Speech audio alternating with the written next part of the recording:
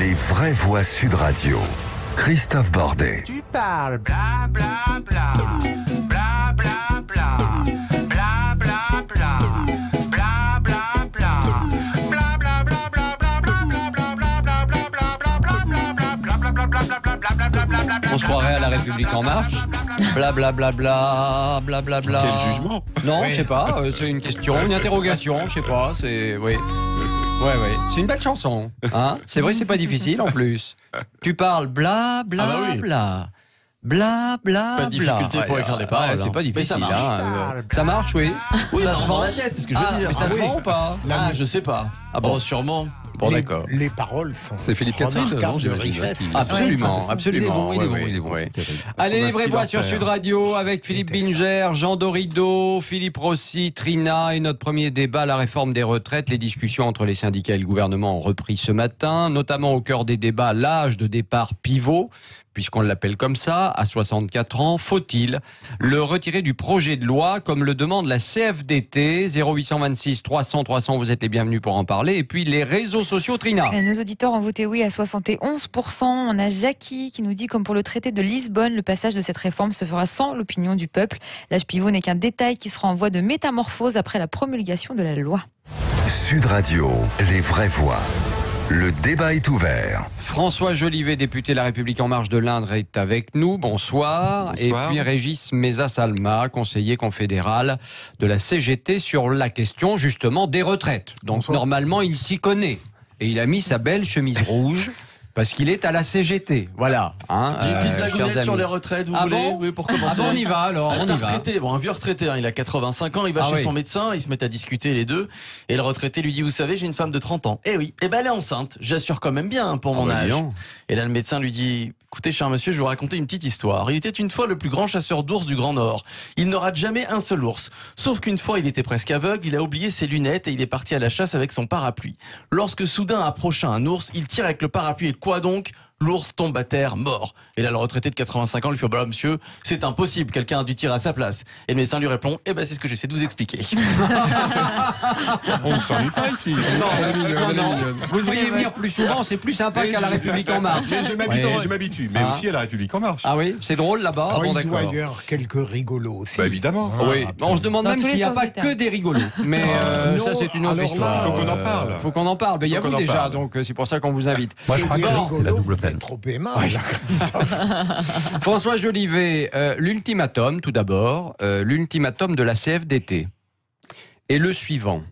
Le retrait de l'âge pivot à 64 ans, sinon, la CFDT et l'UNSA ne se rendront pas à l'invitation du Premier ministre à Matignon vendredi pour évoquer le financement du système de retraite et la conférence qui pourrait, le cas échéant, être mise en place sur cette question. Vous êtes un élu de la République, vous êtes député de la majorité, qu'avez-vous envie de répondre à Laurent Berger? Écoutez, je dirais à Laurent Berger que, Sur cet ultimatum. bien sûr. Alors, je ne sais pas si on peut travailler d'ailleurs avec des ultimatums quand on veut négocier. Ça, c'est la première chose. Après, la demande de Laurent Berger, je suis déjà venu sur votre plateau et j'ai dit que je la comprenais. Moi, je pensais que lorsque le Premier ministre avait annoncé sa réforme dans un discours excellent, que tout ça avait été négocié. Apparemment pas.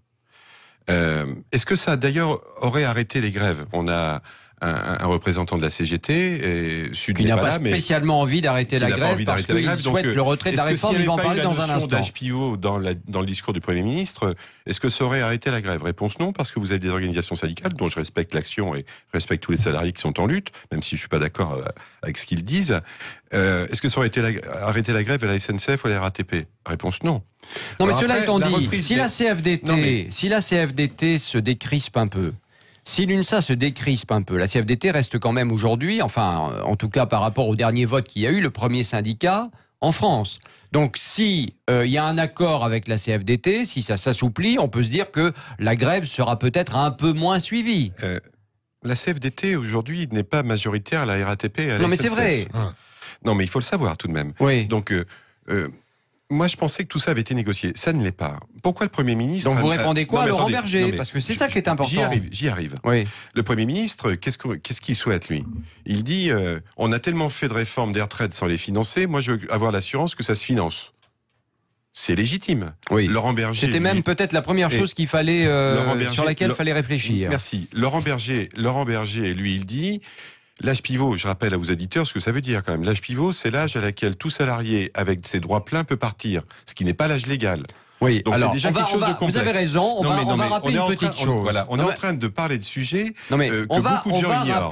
On va rappeler une petite chose. On fait un peu de pédagogie. C'est vrai, vous avez raison, ça fait des semaines et des semaines qu'on rabâche et qu'on redit la même chose. Donc, il y a l'âge légal qui reste à 62 ans dans la réforme, et puis il y a cette volonté de mettre en place un âge pivot que l'on a mis à 64 ans, a priori. Voilà. Que l'on pourrait. C'est le Parlement qui en décidera. Oui, enfin bon, les godillots au Parlement vont en décider. Très bien. Je n'en fais pas partie, je ne sont pas concernés par votre observation. Non mais d'accord, alors vous êtes tout seul. Bon, très bien. Non, je ne suis pas tout seul. Donc ça veut dire qu'il faudra partir à 64 ans pour avoir une retraite pleine. Sinon, si on part avant, il y aura un malus. Et si on part après 64 ans, il y aura un bonus. Et alors là, vraiment, on sera riche, plein aux as, quoi. C'est un peu ça l'idée. Donc très bien.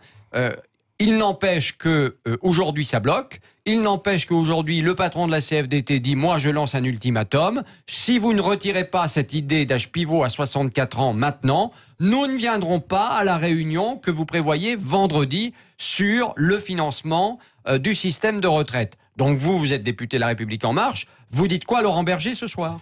Moi, je dis, alors d'abord, je suis pas mandaté pour parler à Laurent Berger. Non, mais ce que je peux dire simplement. Vous avez un avis ? Non, mais évidemment que j'ai un avis. Moi, je comprends sa demande. En revanche, la notion d'ultimatum, ça me paraît être insupportable. Puisqu'en fait, aujourd'hui, la retraite par points est portée par la CFDT. Je dirais même que c'est le cœur du projet du gouvernement.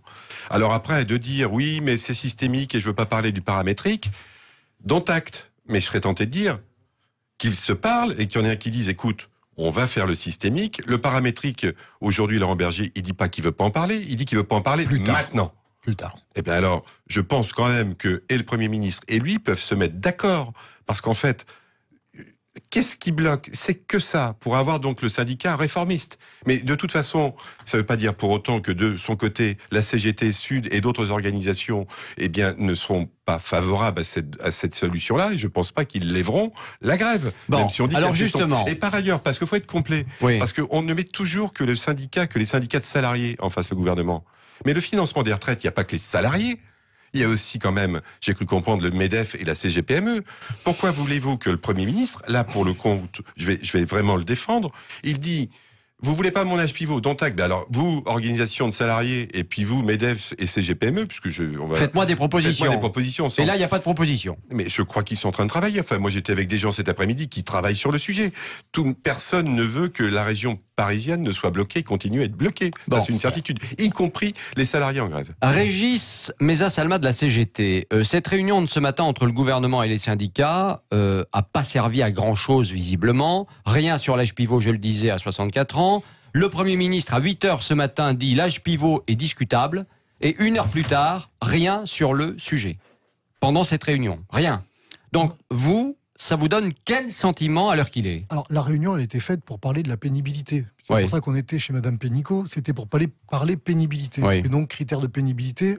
Et derrière, la question des départs anticipés et de la prévention qui doivent aller avec. Donc, le sujet de l'âge pivot, pour nous, il n'est pas posé, puisque le sujet, c'est la question même du bien fondé de cette réforme. Et donc, nous, ce qu'on dit, c'est que cette réforme, elle n'est pas justifiée. Le système, il est à l'équilibre. Aujourd'hui, dans notre système actuel, le déséquilibre de cette année, il est généré par les choix gouvernementaux de faire des exonérations de cotisations qu'il ne compense pas. Donc, c'est lui-même qui siphonne le financement du système de retraite et qui nous dit « on a un problème, faites-nous des propositions pour revenir à l'équilibre ». L'équilibre, il existait. Il est financé, le système. Nous, ce qu'on dit, nos propositions, c'est dans le système actuel, il faut corriger ce qui déraille un petit peu dans notre système aujourd'hui et ce qui fait qu'il y a des inégalités, c'est les questions de financement. Et ça fait 2 ans maintenant qu'on participe à des concertations.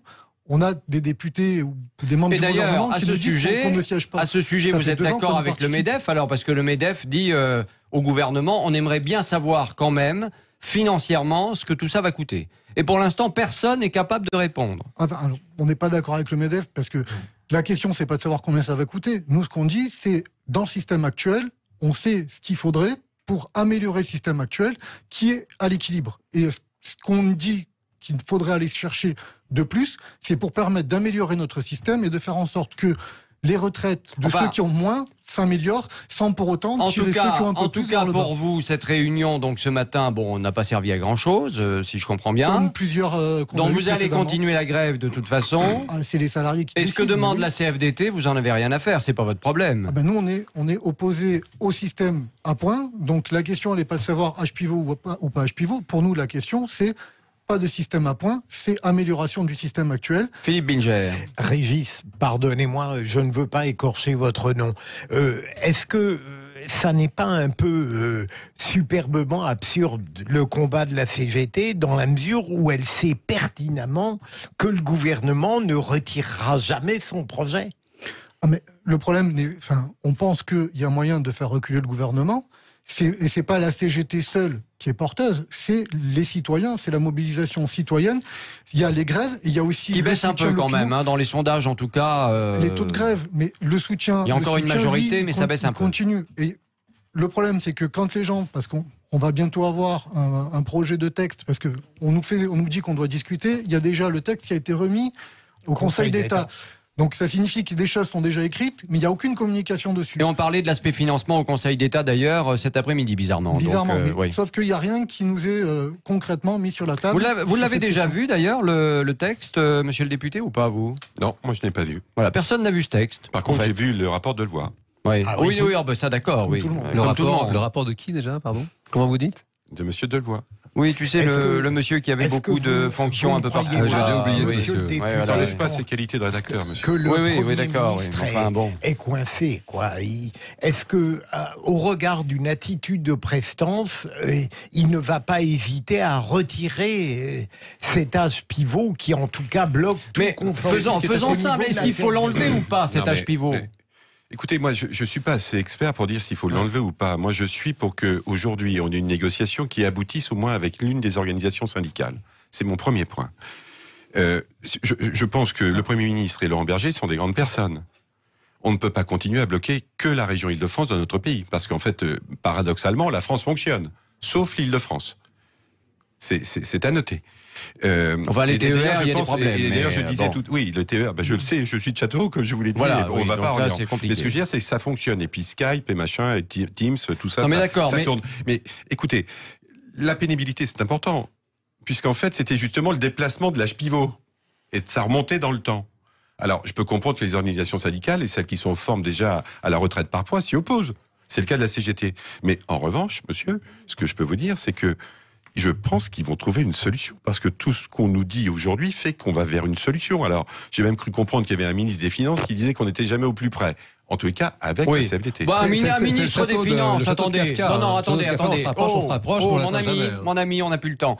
Dont vous parlerez après. Mais ce que je voulais juste vous dire, c'est qu'effectivement, le ministre des Finances voit une solution arriver, etc., etc. Vous savez ce qu'il voit, surtout le ministre des Finances? Si Philippe se plante, eh bien, le maire, il ne rêve que d'une chose, et vous le savez bien, c'est de prendre la place à Matignon. Voilà, c'est la seule chose qui l'intéresse. Vous avez des degrés d'information que je n'ai pas, monsieur. C'est tout. Écoutez, renseignez-vous.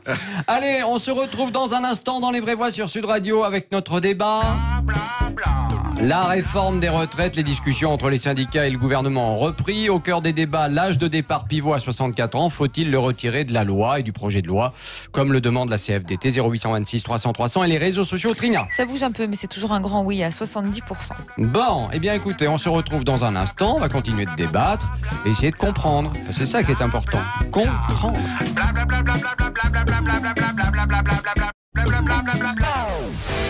Les vraies voix Sud Radio.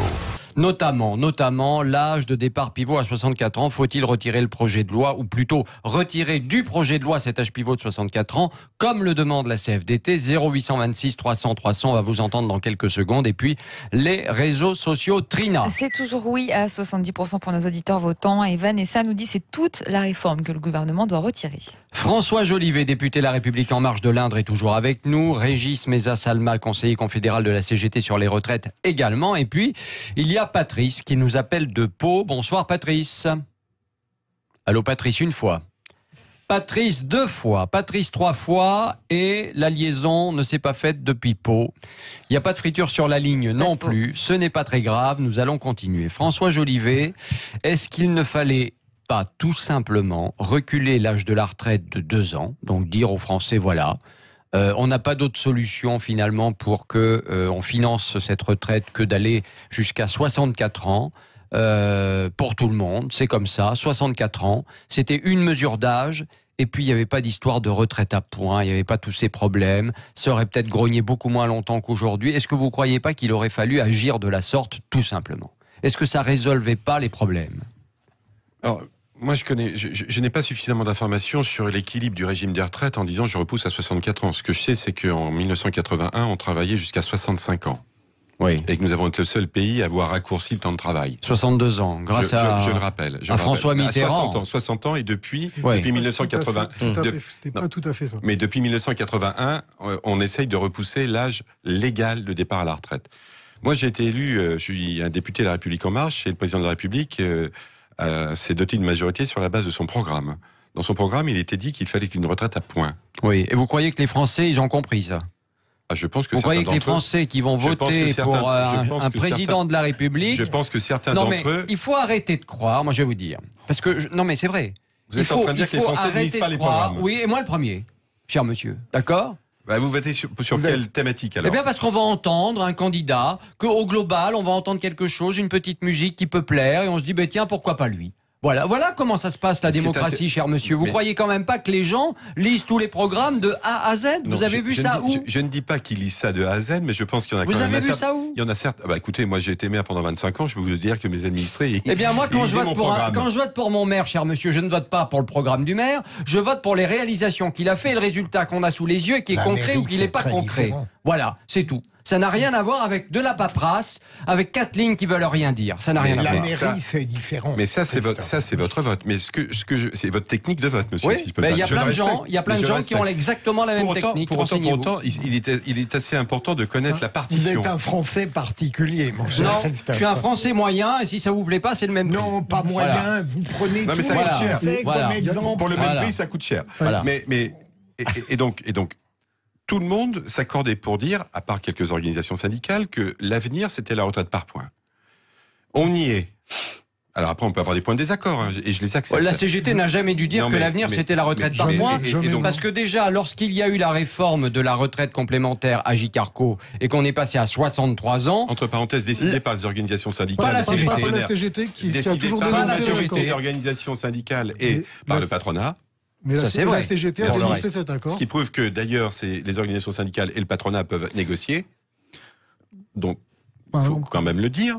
Oui, on dit qu'ils n'y arrivent jamais. Oui. D'ailleurs, on ne comprend pas très bien pourquoi, à cette époque-là, personne n'est descendu dans la rue. Mais ça, c'est un autre détail. C'est tout l'enjeu de la réforme. C'est que la retraite par points, ça dépolitise totalement la question des paramètres de la retraite. Tout se fait en conseil d'administration, tout se fait en négociation en catimini. Vous n'avez pas de débat de société sur les paramètres qui sont déterminés dans un conseil d'administration, notamment dans un système à points, où tous les ans, on va ajuster le système, alors que dans notre système par annuité, et c'est tout l'enjeu de cette réforme, c'est dans notre système par annuité, lorsqu'il y a une question d'équilibre de financement, il y a un débat public. C'est pour ça qu'on a régulièrement, tous les 4-5 ans, des débats sur l'équilibre financier du système, sur la question de l'âge, sur la question de la durée de cotisation. Et entre parenthèses, on ne trouve pas les solutions depuis 4-5 ans. Si, les solutions, on les a, c'est juste qu'on ne veut pas les appliquer. Et que certains les solutions de la CGT sont exprimées et il est choisi de ne pas appliquer les solutions de la CGT. Ça fait 30 ans qu'on fait des propositions de solutions qu'on repousse systématiquement, et nos propositions n'étant jamais écoutées, tous les 4-5 ans, on revient toujours sur le tapis. Nous, ce qu'on dit, c'est que nos propositions, elles permettent justement d'avoir un système pérenne et de pas avoir à se poser des questions. Vos propositions en 3 lignes, c'est quoi, là, rapide?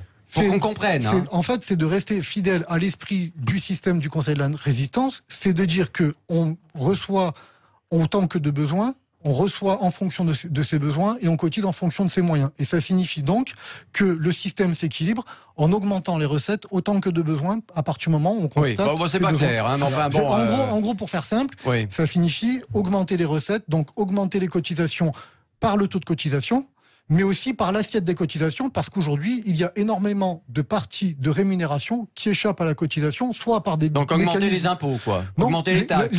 Les cotisations ne sont pas des impôts, ne sont pas des taxes, c'est du salaire socialisé. C'est-à-dire que on cotise pour soi et pour la solidarité, et on reçoit derrière en fonction de ce qu'on a contribuer au pot commun. Donc c'est de la socialisation, c'est du partage de richesse. Jean Dorido, rapidement. Non, pardon, quand même, j'aimerais rappeler, j'entends parler du Conseil national de la résistance, voilà, qui a été vraiment admirable. Il nous reste une minute, Jean, le projet ne le remet pas en cause, puisqu'on est toujours dans l'idée que ce sont les actifs qui payent pour les personnes qui ne travaillent plus, qui jouissent d'un repos bien mérité. Et je pense qu'il est quand même bon de rappeler que jusqu'à maintenant, on a un système avec 42 régimes de retraite différents. On est le pays parmi les plus inégalitaires au monde. On est dans un pays de caste au niveau de la retraite. Et il me semble, sans prendre parti outre mesure, que l'idée de faire un régime universel à l'époque où le monde du travail se transforme tellement vite, avec des gamins ubérisés, il est qui déjà ne sont pas dans les manifestations parce qu'ils ne sont pas syndiqués, parce qu'ils n'ont pas le droit au chapitre, ça me semble être plutôt un bon état d'esprit. C'est une drôle de conception. C'est une drôle de conception de l'inégalité par rapport au fait qu'on est le pays qui a le taux de pauvreté des retraités et même dans la population active qui est parmi les plus bas des pays développés. Chez les retraités, monsieur. Si, ah oui. Chez les retraités, aujourd'hui, c'est la France qui a le. On a le taux de plus bas. J'entendais votre patron, enfin le patron confédéral, qui expliquait, qui reconnaissait et qui défendait le régime actuel en expliquant que ça avait permis de sortir les gens des gens âgés de la retraite. Non, de la misère. Pas de la retraite. De la misère. Enfin, c'est la réforme qui veut sortir de la retraite. Mais c'est pas grave. Mais on a le taux de pauvreté. On a le taux de pauvreté parmi les plus bas des pays de l'OCDE et le minimum à 1 000 €, je vous signale qu'il est inférieur déjà au taux de pauvreté qui est à 1 041 €. Donc nous, ce qu'on dit d'ailleurs, c'est pas de retraite pour une carrière complète en dessous du SMIC. Le SMIC, aujourd'hui, il est pas à 1 000 €, il est au-dessus. Et donc, ça signifie qu'il est au-dessus du seuil de pauvreté. Votre réforme, dans ce que vous dites, déjà, vous ne dites pas c'est quoi une carrière complète. Ça fait des mois qu'on pose la question, on n'a jamais la réponse. C'est quoi une carrière complète dans un système à points? Mais de toute façon, on l'aurait pas eu parce qu'on l'a pas depuis des mois. Il n'est pas encore écrit. Mais c'est quoi une carrière complète? La définition d'une carrière complète. Aujourd'hui, c'est 42 ans de cotisation. Voilà. Mais comment on définit une carrière complète dans un système à points? Personne ne nous dit. Il y a beaucoup de choses à dire encore, évidemment, sur cette réforme. On nous dit, par exemple, et vous reviendrez bien évidemment, on nous dit, par exemple, très rapidement que avec les points, on est sauvé puisque la retraite ne baissera jamais. Voilà, avec la retraite à points. Sauf qu'il se trouve que les médecins ont déjà la retraite à points et que le point a déjà baissé. Voilà, il est passé de 15 à 13 €. Sachant que sans baisser le point, on peut faire baisser les pensions tout en l'augmentant. Ça pose quand même beaucoup de questions encore. Merci d'avoir participé. À l'inverse. On peut augmenter le point et baisser les pensions. Merci. On peut augmenter le point et baisser les pensions. Plus personne comprend. Merci d'avoir participé. La fin de notre débat. Des actes. Pas facile les actes là. La réforme des retraites, les discussions entre les syndicats et le gouvernement qui ont repris aujourd'hui et notamment dans le débat, l'âge de départ pivot à 64 ans. Faut-il le retirer du projet de loi comme le demande la CFDT, les réseaux sociaux? Trina. Sans surprise, c'est le oui qui l'emporte à 70%. Allez, on se retrouve dans un instant et on va parler des 5 ans des attentats à Charlie Hebdo et à l'hypercacher plus que jamais. Les Juifs de France ont peur, c'est ce qu'ils disent aujourd'hui. Sont-ils en sécurité en France? On va en débattre, à tout de suite.